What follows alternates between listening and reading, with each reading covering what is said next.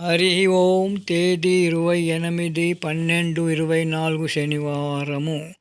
మన సమస్యలకు భగవద్గీత పరిష్కారాలు అనే కార్యక్రమంలో ఈరోజు 8వ సమస్య.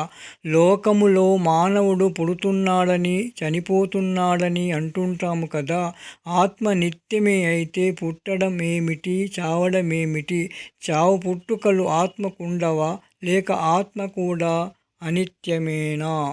ఈ సమస్యకు 2వ అధ్యాయంలోని 20వ శ్లోకము.